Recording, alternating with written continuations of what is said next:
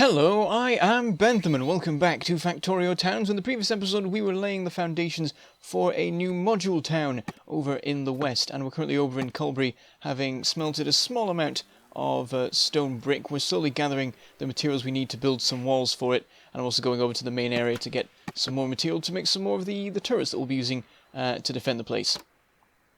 So the current plan of action is to get the module town operational as soon as possible, get all the different kinds of circuits being delivered in, and then try and get the 5 level 3 speed modules and the 5 level 3 efficiency modules. Once we have those, we can build a power suit, and then we should be able to withstand any attacks from the biters that we need to, while hopefully burning them to the ground with the new flamethrowers. So currently we're focusing as much as we can on getting this new module town operational, but we also have to deal with the biters constantly attacking. They are moving in, and they have a base right in the middle of the sort of western towns at the moment. They're launching pretty constant attacks at all the regions of Chipton, and I'm having to bolster the defenses quite a lot. I'm starting to consider actually going out and dealing with that base first, rather than just repeatedly fixing all the defenses, because if I leave it too long, they're gonna do too much damage while I'm away, and they're going to start breaking through, and then we're going to have all sorts of trouble. But for the moment, I'm down in Southbridge, not only to fix the defences,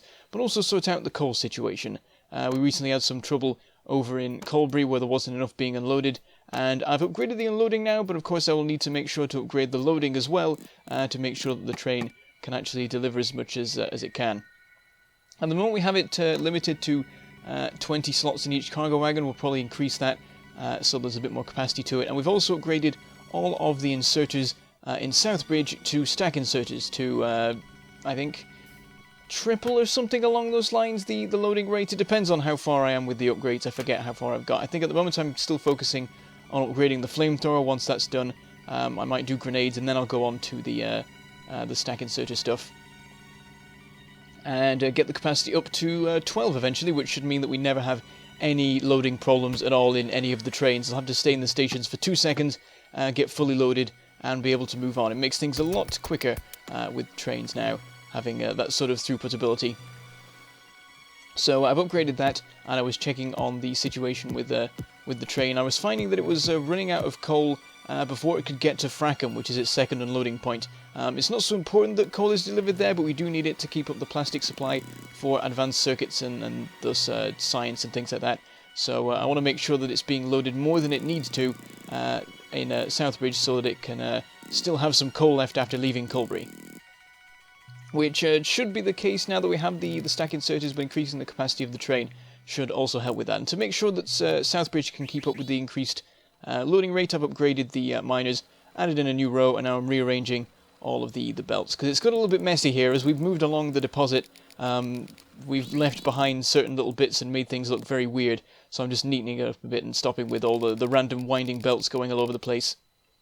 Also, I realised that we had this random coal belt that actually doesn't go anywhere. I think I just got rid of the start and end of it and forgotten about the middle, but there's this random belt that goes outside of Southbridge, approaches Chipton and just stops and doesn't do anything. So I decided to clear that away in a minute. I'm also dealing with the defences over in Chipton itself. That just got attacked and we had some more explosions. They're getting very good at just blowing up at least one turret every time they attack, because the behemoth biters have that sort of firepower that they can do that. And so we should probably see about getting some laser turrets in place as soon as possible to give ourselves a little bit of extra range, so we can hopefully maybe shoot them down before they can get into range to fire themselves.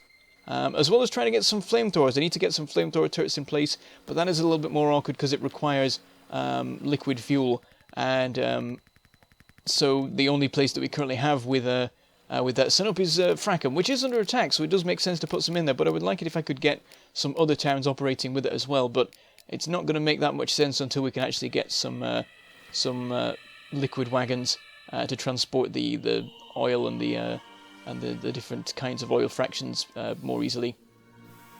Also, something to note if you weren't aware, there are 3 different kinds of oil that can fuel flamethrowers. It's the crude oil, the heavy oil, and the light oil. And the light oil is, I believe, the most efficient in terms of how much damage you get. I think there's a damage rate of 120%, whereas it is 100% for crude oil and 110 for heavy oil. And so I think it works out that it makes more sense to use the light oil I think you get more of it anyway relative to how much oil you put into a refinery. Though it is assuming that you're using advanced oil refining rather than the basic one. I'm not sure about that. Anyway, we got rid of the old weird coal line that went outside the towns, but I've realised we do need to put one back in anyway to deliver coal up to the main area of Chipton, because of course we were fueling the trains here with the coal that we were getting from West Chipton, which we were filtering out with some, filter inserters now at the time that were smart inserters, and now that the coal has run out there, we need a continuous supply from somewhere else. So I've moved the belts around. I've got a belt now going from the coal supply in Southbridge up to the trains in Chipton, and I just start clearing away the old belt that comes from West Chipton. Though I end up with stupid amounts of coal in my inventory, which I try clearing out into the belts, and conveniently in one of the recent updates, I think it was 0.13.9, they've introduced a feature where if you hold down Z, you constantly place something rather than having to repeatedly tap it, which is extremely useful for me because I was always like rapidly spamming Z and trying to get the timing right, because you had to get the perfect sort of timing to fill up a belt as much as possible, otherwise you ended up with loads of gaps. So now that you can just hold it down, it makes it a lot easier to dump out any random items onto a belt. And I could just put them into a chest, and half the time that makes more sense, but I like doing it that way because it's fun to watch it. Anyway, we just got, what was it called? It was Stack Inserter Research, which is a new one that has also been introduced. Previously, you just unlocked Stack Inserters at the same time as I think you started unlocking Stack Inserter size bonuses. They've now changed that so that there is a separate research beforehand for the stack inserters that you have to do. So I did that. I didn't actually need to because I already had them unlocked already, and it didn't like remove that because the research came into existence. But I might as well get it done. It was only like red and green anyway, and only took a couple of minutes. And then we're back to doing inserter capacity bonus. So I guess we'll do. I can't remember if I decided to bother with grenades or not, but so far I haven't really been using them, and I might start using them more now that I'm going to be fighting in the parasuit. But we probably don't need them that much on account of having the flamethrower. But the grenades are good for stopping forest fires, so whenever we're fighting in the east where there actually are forests to burn, we can use the grenades to mitigate any accidental messes in that way. Anyway, we're sorting out the capacity of the train now, giving it 10 extra slots, which should make it a lot easier to not run out, basically, while it's in Colbury. And it looks like the supply is currently going pretty well in Colbury. The belt is full. Previously there were a couple of gaps and things that were a little bit worrying, but now it should be fine, and hopefully the throughput will be plenty going into the future. I'm starting to consider maybe setting up some solar panel stuff in the future. A couple of people have suggested having some sort of nice solar panel town by a lake somewhere. Though the thing is, having a town that is entirely solar panels is not so great really, because you don't have any trains going to and from it, and that's half the point of this thing. So I'd have to find some other job that the town would also do. I'm not sure exactly what that would be. I mean, I could just have trains delivering more solar panels and accumulators, but I would like a more continuous bit of production if possible. Anyway, we've resupplied a little bit on circuits. We'll grab some more from Chipton. At the moment the supply is running down, I think, but it's not running down too quickly, and it doesn't matter too much if it like starts to completely empty out, because at the moment there's nothing that is sort of urgently needing to be done. I mean, we're about to set up the module production, but I think we'll probably have enough of a supply in terms of circuits for that anyway. And at the end of the day, we only need those 10 level 3s to get what we want.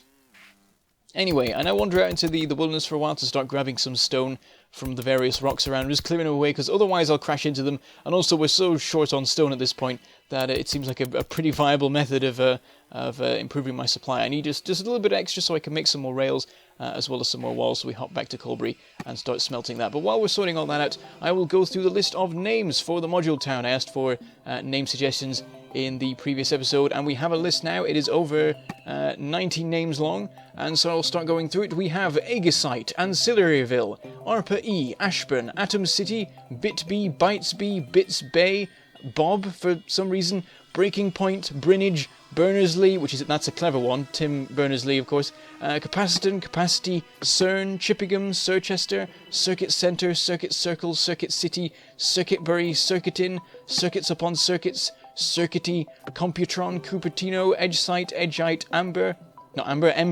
Enhancity, Hertzville, High Tecton, Low Tecton. I like that one. I want to use that, but I need to find a Low Tecton, which is difficult because I've already done sort of basic circuits, so I'll have to think of something for that.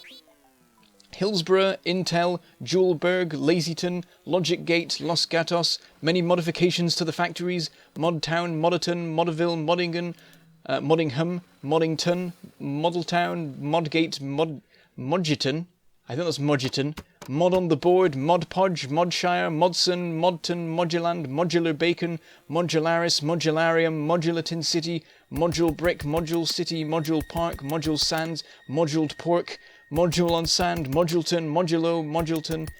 Is that multiple Modultons? Oh, but it's without an E. With and without an E is an important difference. Modulus, Modview, Moletown, mostly modular module manufacturing. This is getting quite difficult to say here. Overclockville, Prosect, Redmond, Sahara, Sandringham, Sandybridge, Santa Clara, Silica, Silicon Valley, Silicona, Silicone, Skunkworks, Solderberg, Sunnyvale, Techfield, Texas, that's a clever one, Texanville, Tekken, Thingamajig, 3Mod, Waferwakes, Widgeton, and Wirelington. And I will tell you later on which of those names I have chosen for the town.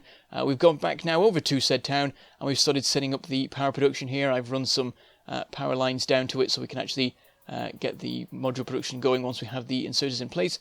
And that's where I start with the, well, not the inserters, the assemblers in place, and that's what I start on next.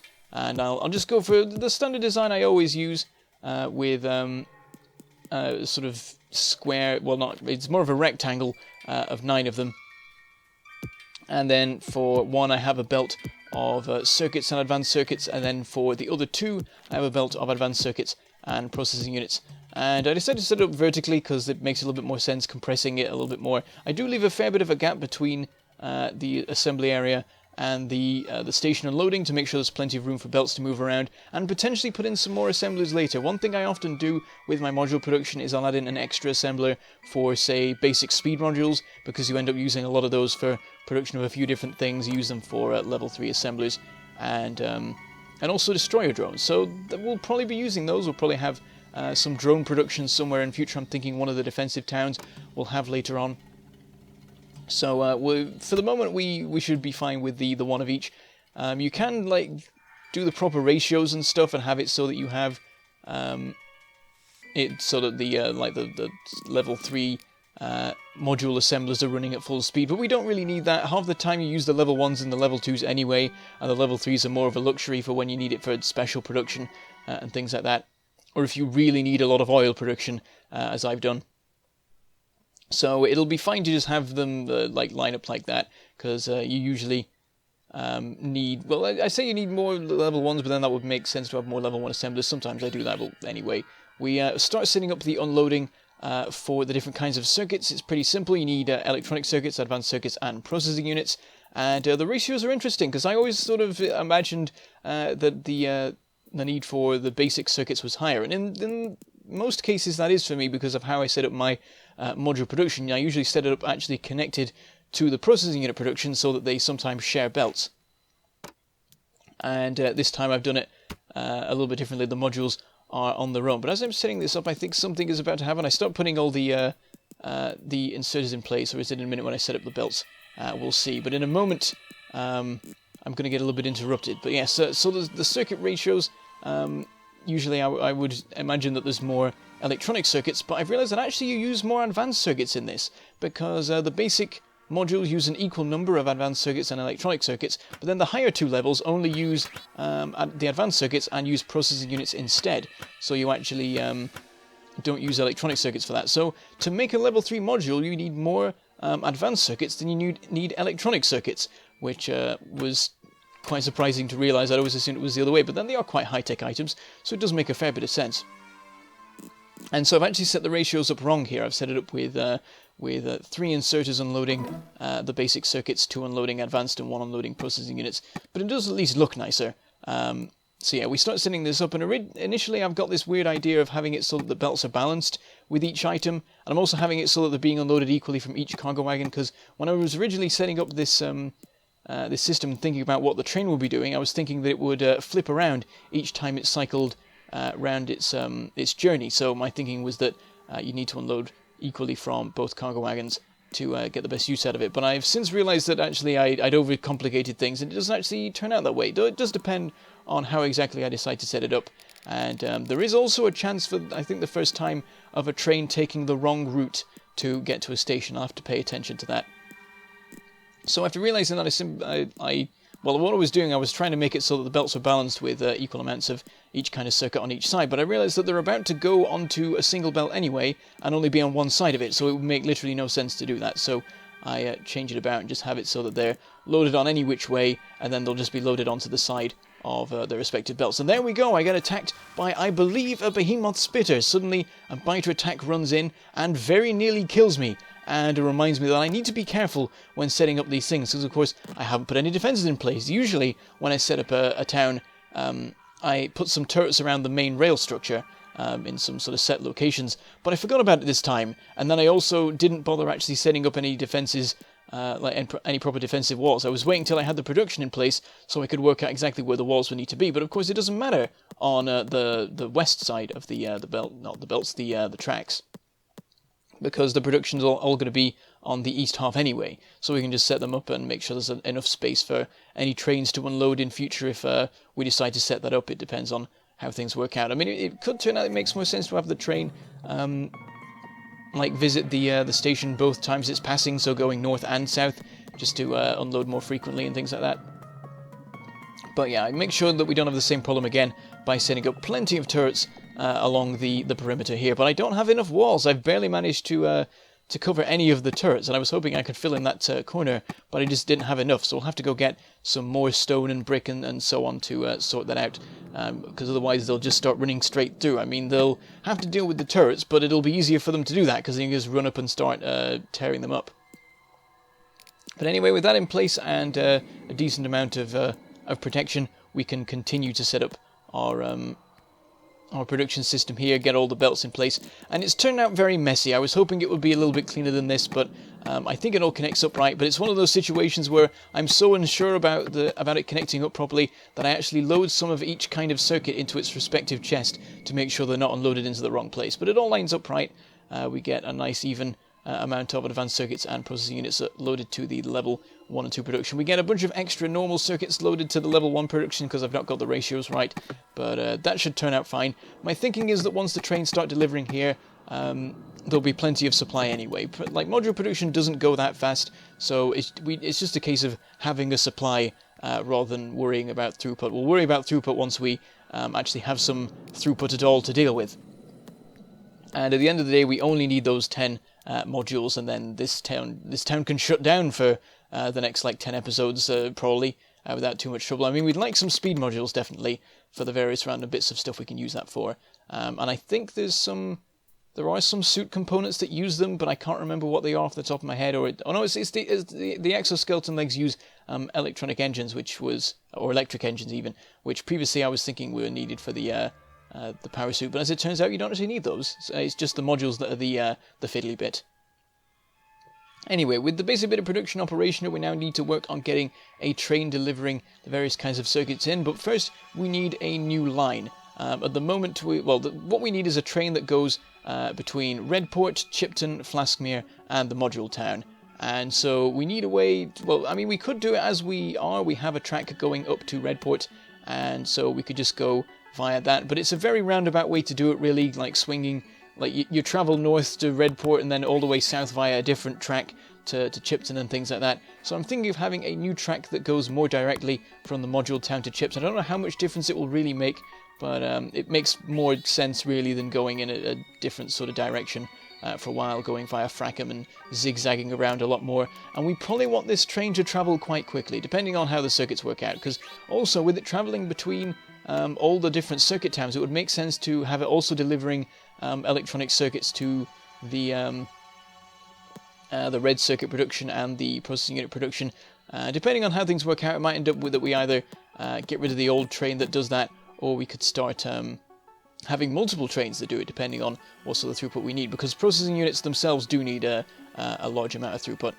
Anyway, I started setting up the nameplate, but the problem is we don't have any stone bricks to do the sort of background with. We only have the concrete that we use to make the border and the letterings, and I want to make sure I can get it set up properly beforehand. So we go over to West Point and resupply on stone, and there is plenty here, thankfully. We've been sort of scraping what we can from various rocks around the place, but this should keep us supplied for a good long while. We've got 5 stacks of walls, 5 stacks of stone bricks, and 15 stacks of stone. So hopefully that will go a long way, because there's not that much stone in West Point. It's going to run out in not too long an amount of time.